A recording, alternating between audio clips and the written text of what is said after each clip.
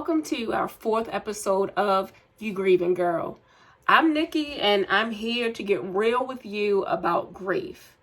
Today, I'm dedicating this episode to those of us who've lost multiple people in a short span of time. Since my last video, or episode, I should say, I've lost two more family members. Both were pretty close. One was my mom's cousin, who she was extremely close to, and also my aunt. So on one side of my family, I have three people who've died all in the span of 6 months. So needless to say, I'm in a weird, loopy place, and I know that there are others out there like me, and so this video is for you.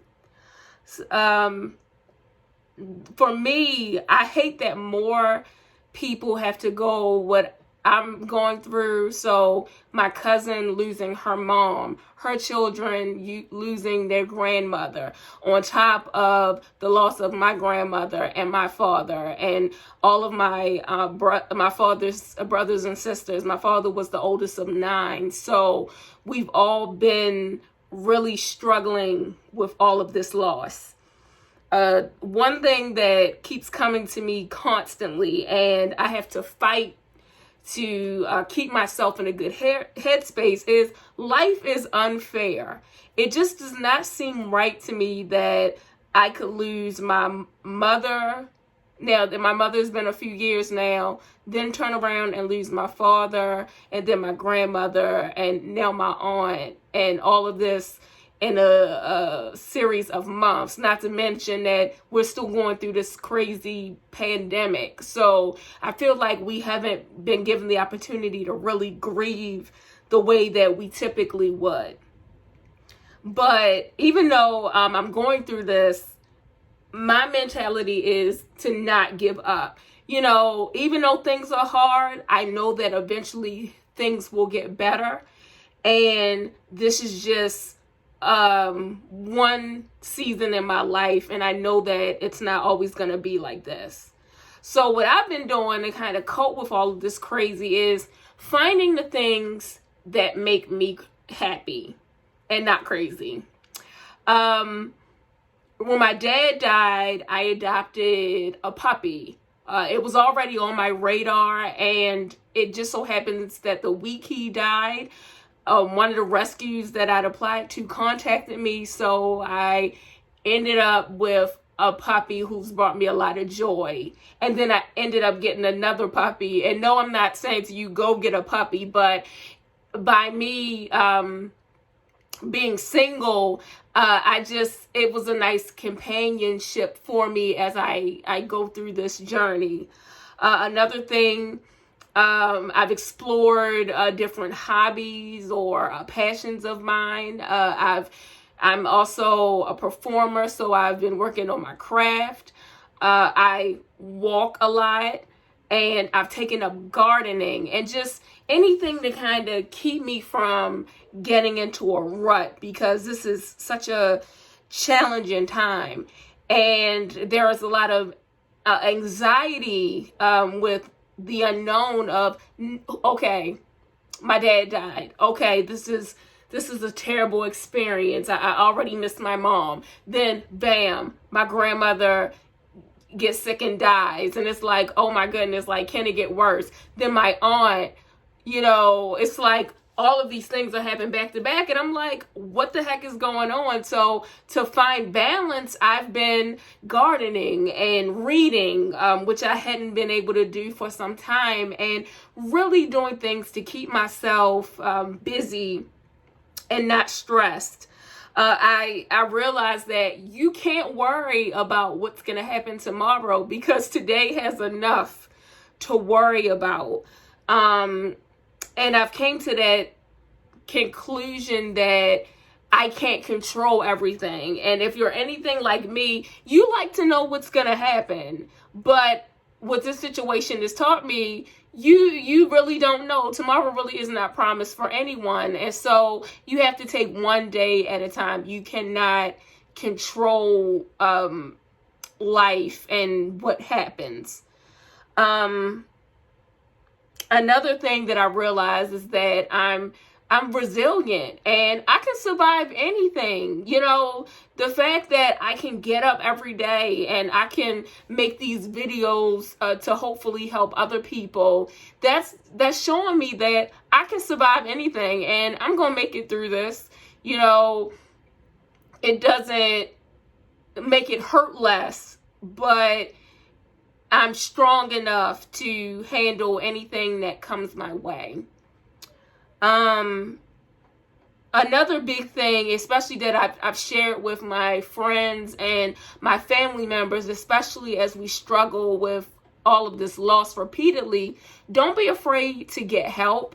And whether that's talking to a trusted loved one, a friend, some a religious leader, or even seeking out therapy or grief counseling. All of these things are very important because even though you're feeling these things, you're not going through it alone. And so you really need to be able to bounce your thoughts and feelings off on someone who is not as close to the situation as you. You know, they may be able to provide you with practical support or just a listening ear. I know I've talked to people, you know, my dad died, there was this, it was hurt and shock, but it was numbness. And then when my grandmother died, I was just completely, I almost felt nothing, so more numbness. And then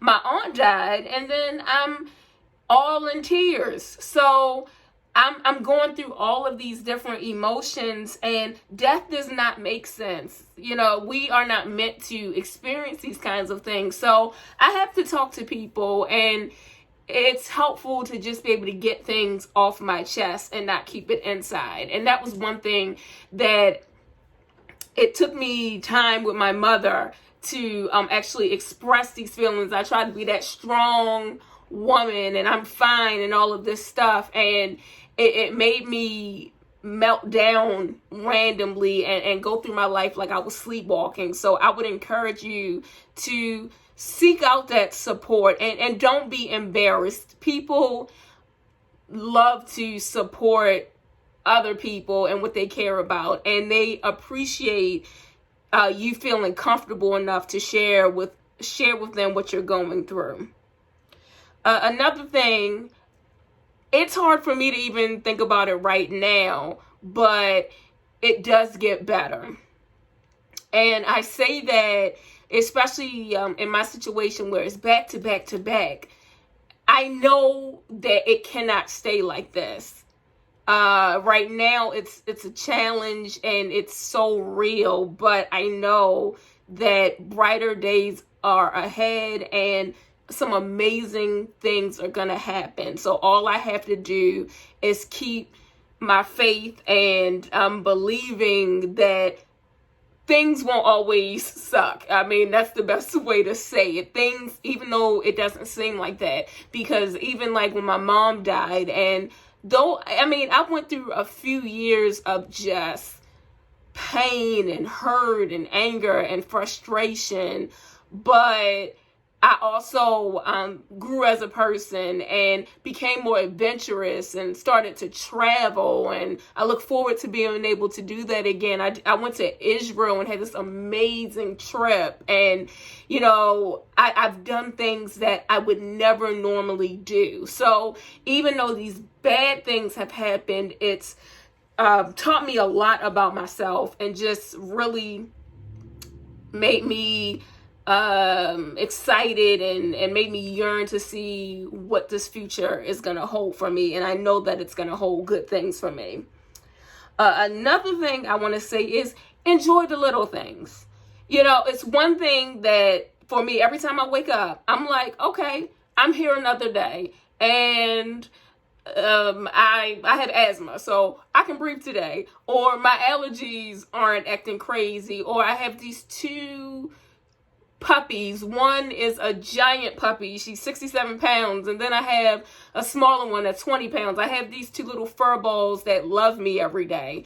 I still have my family here that even though we're going through this challenge, I know that there are people that love me. And those are the kinds of things that I really dwell on, and I try not to dwell on those negative things. And not to say that it doesn't come up, and some days I'm just like, I don't even know what to do. There are no words, but I try to always go back to that feeling of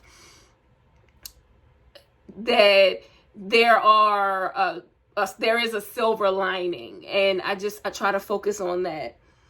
Coping with loss and grief can be very difficult, and sometimes you feel like almost what's the point? But what someone else has helped me realize is your coping with your grief actually helps other people cope. And that was one of the reasons why I even started this series, was just to let people know, hey, you're not alone. And I'm encouraged when somebody that I know has lost someone and they keep going and they keep experiencing new things. And it makes me feel connected to other people on another level.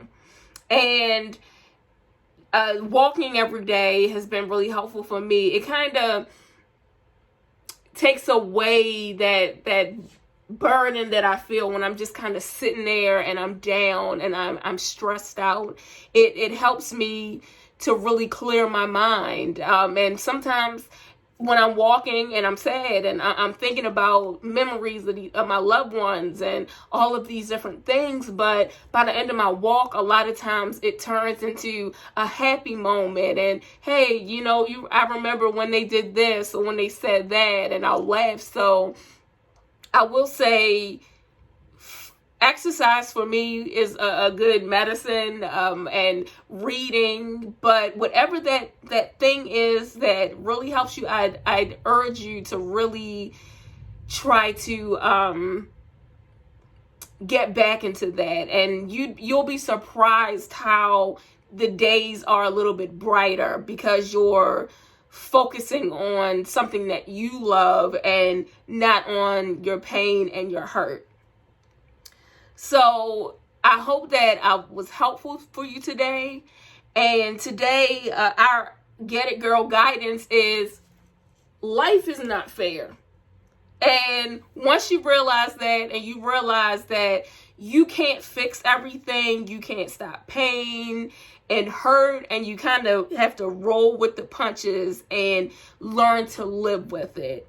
It's not fun, but it will get better, it will be brighter, and you're gonna be okay. You just have to believe and really put your best foot forward even when it's hard, and you never know who you are motivating. If that's the one thing that I can share with you and you take that away, you never know who you'll inspire by doing your best to remain positive and keep living life to the fullest. And that's the way that you can honor your loved ones and keeping their memory alive, by continuing to live and making the world just a better place and encouraging yourself and others. So thank you so much for joining me today, and I hope that this just makes your day a little bit brighter and realize we got this. We're going to get through this grief and wonderful things are going to happen.